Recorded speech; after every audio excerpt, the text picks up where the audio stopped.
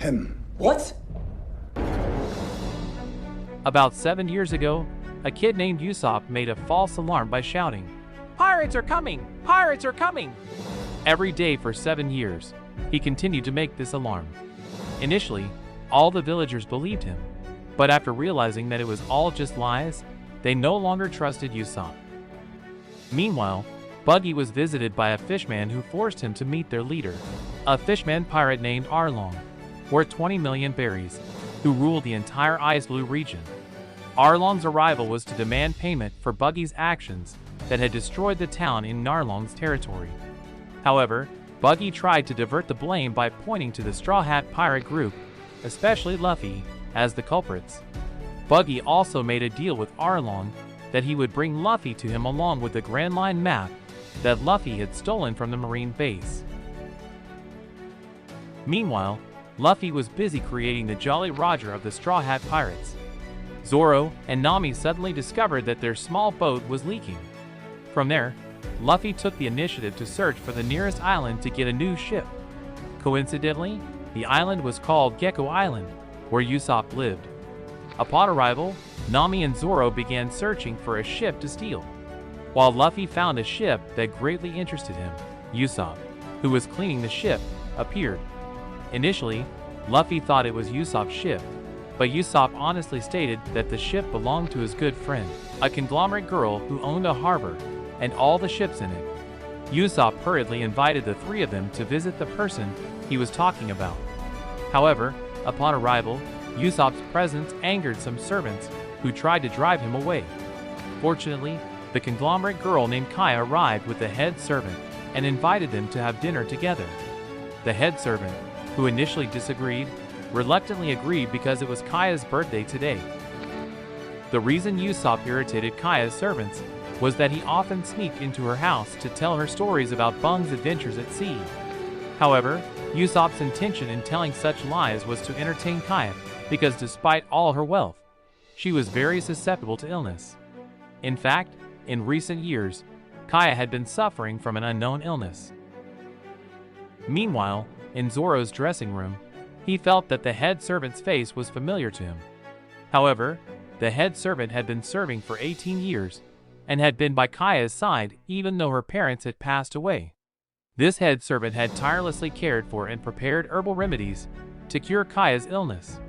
Unfortunately, after discovering the truth that the head servant, along with 2 other servants, planned to execute Kaya tonight by putting poison in her food, the time for Kaya's birthday celebration arrived. Usopp and Luffy enjoyed the various snacks served. Meanwhile, Nami was charming Mary, the one who managed Kaya's finances and ran the harbor business. Zoro, on the other hand, began to express his suspicions to the head servant directly, but he evaded the questions and invited them to enjoy the meal. During the meal, Luffy tried to persuade Kaya to give him one of her ships. Luffy was honest, stating that he was a pirate who had defeated evil marines and a clown pirate. Now Luffy needed a ship to continue his adventure to the Grand Line, find One Piece, and become the Pirate King. Hearing this shocked Kaya. All of Luffy's stories and dreams sounded like the tales Usopp often told her. However, the head servant became upset with Luffy's arrogance. He then left to rest. In the basement, the head servant prevented Mary from discussing transferring ownership of the shipbuilding business to Kaya. From the beginning, the head servant's goal was to take all of Kaya's wealth and business assets. In another part of the house, Luffy and Zoro planned to return to the kitchen to get some bottles of soju and food. At the same time, Nami accidentally entered Kaya's room and was discovered by her. Kaya didn't mind and instead engaged Nami in a casual conversation.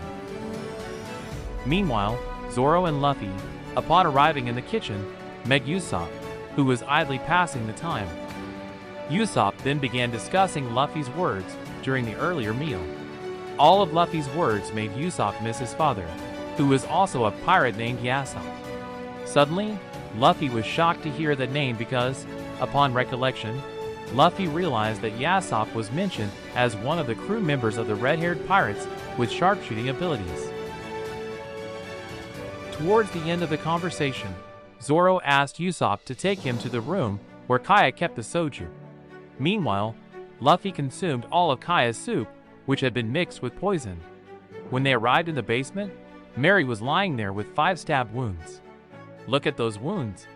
Zoro only then realized that the true identity of the head servant was a pirate leader named Kuro from the Black Cat Pirates. Zoro was attacked from behind. Fortunately, Usopp managed to escape from there. Kuro didn't care too much because, no matter how hard Usopp tried to reveal the truth, everyone had already labeled him as a liar. Not far from Gecho Island, Garp brought all the cadets from Sail's Ton, including Koby and Helmeppo, under his wing. Their first task was to be apprentices on Garp's marine ship. Koby's basic seamanship skills piqued Garp's interest. Getting to know him, Garp invited Koby to play a traditional Japanese chess game called Go.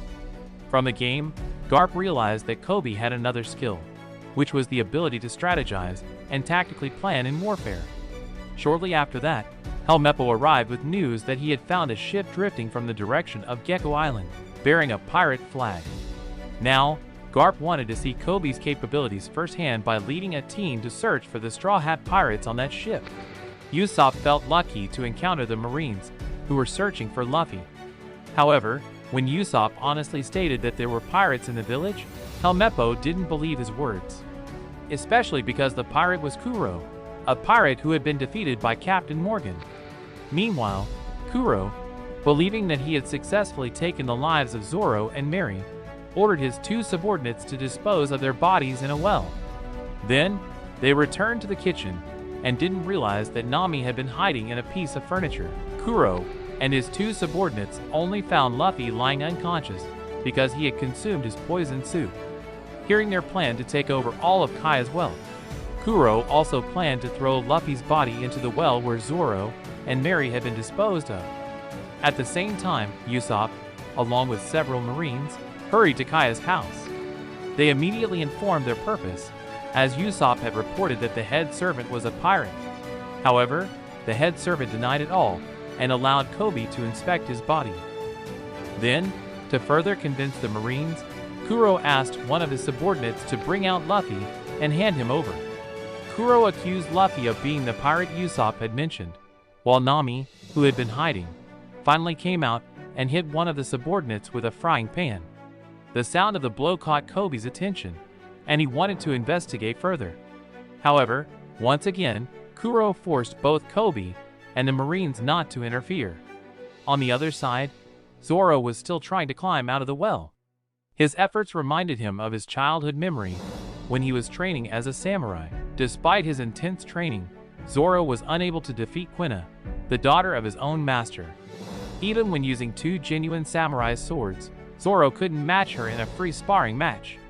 However, despite Quina's victory, she remained a woman who was unlikely to become a great swordsman. Unlike Zoro, she could easily achieve that dream. Zoro, who disagreed with Quina's statement, proposed to make a vow together, that they would both train every day until one of them became the greatest swordsman. And that day was the last day Zoro saw Quina, because the next day, Quina suddenly passed away. All of her disciples quickly held a funeral and paid their last respects to Quina. Zoro also suddenly asked for permission to take Quina's sword. The reason Zoro wanted the sword shocked his master, because he had a strong desire to become the greatest swordsman in the world. His achievement would soar high to Nirvana, so that Quina could hear his name. Meanwhile, Usopp continued to try to warn Kaya that the head servant was the pirate who had disposed of Mary. But Kaya didn't believe him at all. She still trusted the head servant and thought Usopp was just making things up.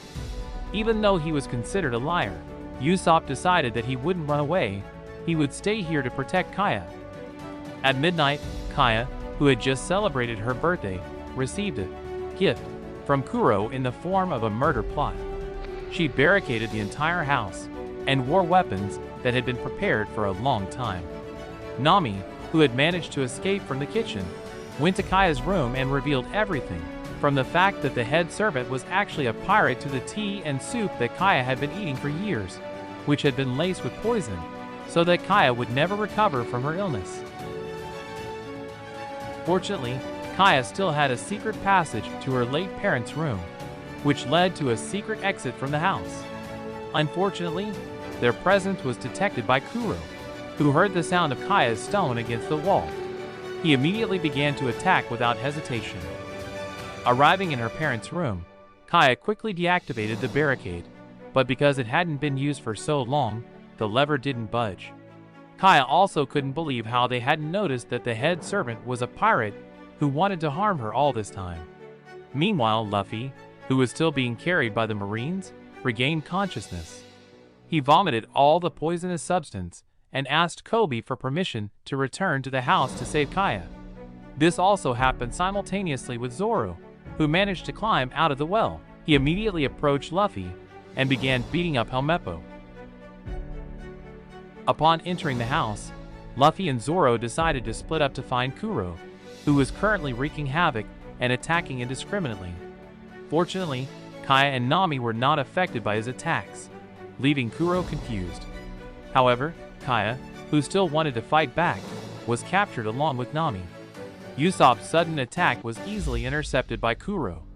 On the other hand, Zoro encountered the two subordinates who had been waiting for him. They executed a combo attack and managed to get one of Zoro's swords. However, despite their efforts, these subordinates were no match for Zoro. Luffy arrived at the right moment, intercepting Kuro's attack aimed at Kaya and Nami.